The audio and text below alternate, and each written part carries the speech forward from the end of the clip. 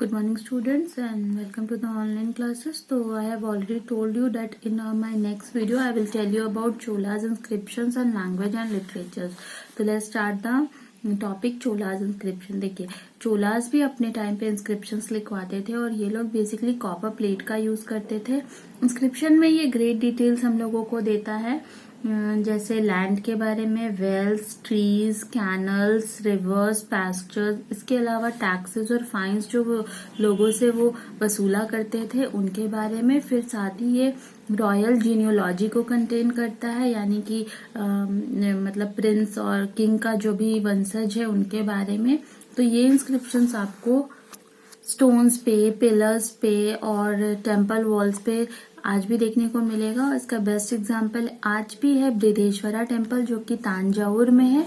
वहां पे ये चोला का पूरा एडमिनिस्ट्रेशन के बारे में और each and every details were written on that inscription. और ये इंस्क्रिप्शन सोशियो इकोनॉमिक लाइफ को भी लाइट अप करता है, और साथ ही कि रॉयल सील्स जो बनाते थे डायनेस्टी के लिए, ये सारा, फिर कौन कौन से मैसन्स वहां पे काम करते थे, ये सारा आपको इंस्क्रिप्शंस पे मिलेगा। और इस तरह से राजा जो थे, किंग, वो चोला डायनेस्टी के बहुत बड़े कन्क्वेरर थे और ये बहुत सारे गिफ्ट्स भी टेम्पल्स वगैरह को देते थे, डोनेशंस पे ये लोग बिलीव करते थे। तो ये सारा इंस्क्रिप्शंस हमको बताता है चोला के एडमिनिस्ट्रेशन के बारे में। तो now the next topic is language and literature. देखिए, चोलास के जो रूलर्स थे वो बहुत ज्यादा ही आर्ट और आर्किटेक्चर्स और लिटरेचर्स को भी बहुत ज्यादा इम्पोर्टेंस देते थे। और उस टाइम पे पॉपुलर सेंट्स होते थे, साधु जिनको कहते हैं। एक नैनाज होते थे और दूसरे अलवाज होते थे। तो जो नैनाज होते थे वो लॉर्ड शिवा के डिवोटीज थे और जो अलवाज थे वो लॉर्ड विष्णु के थे। तो ये तमिल रीजन में ये 6 to 9 सेंचुरीज तक बहुत अच्छे से चला। और ये जो एज था इसको हम लोग गोल्डन एज मानते थे तमिल लिटरेचर का। और ये रामायणा को भी क्लासिक तमिल लिटरेचर में इंक्लूड किया जाता है। तो ये था हमारा लैंग्वेज एंड लिटरेचर। अब जो इसका नेक्स्ट और इम्पोर्टेंट टॉपिक है वो है स्पीयर हेड्स ऑफ ताकिश इन्वेंशन, यानी गजनीज एंड गौरीज। देखिए, अब क्या हुआ कि इसी टाइम पे कुछ ईरानीज हमारे यहाँ अफगानिस्तान से और ईरान से हमारे यहाँ पर आकर आक्रमण किए, इन्वेजन किए। तो पहले थे जो इन्वेजन करने वाले वो थे मोहम्मद गजनी, इसको हम महमूद ऑफ गजनी के नाम से भी जानते हैं, जिनका जो टाइम पीरियड था वो 998 to 1030 से ही था। इसको हम, ये एक टर्किश रूलर थे या कॉन्क्वेरर आप कह लो। ये इन्होंने अपना एम्पायर गजनी में सेट किया था और गजनी अभी अफगानिस्तान को कहा जाता है। और इस तरह से ये इंडिया में कितना 17 बार रेड किए बिटवीन 1100 to 1027 CE। और कौन कौन से जगहों पे इन्होंने धावा बोला? पंजाब, मथुरा, मुल्तान, तानेश्वर एक्सेट्रा। फिर क्या हुआ कि ये जो इनका सबसे पावरफुल रेड था वो था कनौज पे, जो कि 1018 CE में था, और सोमनाथ में यानी 1025 CE में। ये प्लान कर रहे थे कि अटैक करेंगे केयरफुली, ताकि उनके जो एनिमीज हैं उनको भी ये अपने साथ नहीं मिलाना चाहते थे, क्योंकि ये पूरे इंडिया पे खुद रूल करना चाहते थे। और ये इंडिया का जितना भी वेल्थ था, आर्टिस्टन्स थे, लर्न मैन थे, सबको ये लूट करके ले गए अपने पास। और इस तरह से फिर वो इंडिया में ईरान का कल्चर को भी इंट्रोड्यूस कर दिए। और बहुत सारे पैलेसेस, मॉस्क, टॉम्ब्स ये गजनी के यहाँ पे हमारे यहाँ बनाए। और बहुत सारे स्कॉलर्स जो थे वो इनके कोर्ट में फिर रिसाइड करने लगे।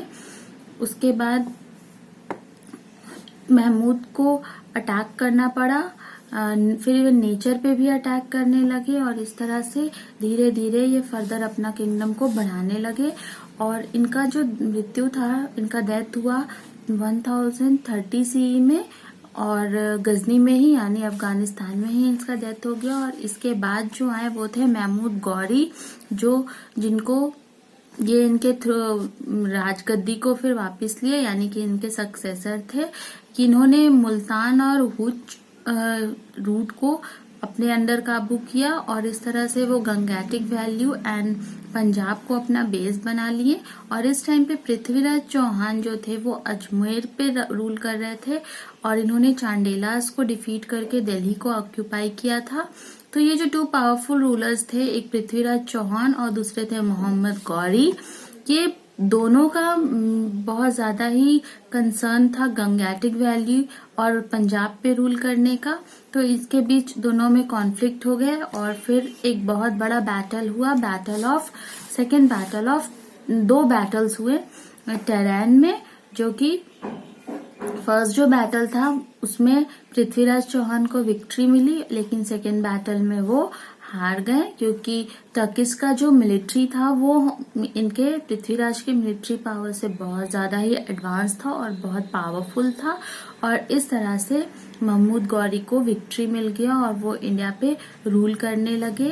और लास्ट में फिर जब बैटल खत्म हुआ तो महमूद गौरी अपने देश वापस लौट गए, लेकिन वो अपने एक बहुत ही ट्रस्टेड स्लेव यानी कि गुलाम जिसको कहते हैं, बहुत ही ज्यादा भरोसनीय गुलाम जिनका नाम था कुतुबुद्दीन ऐबक, उनको वो यहाँ पे अपना राजगद्दी और इंडिया पे रूल करने के लिए छोड़ देंगे।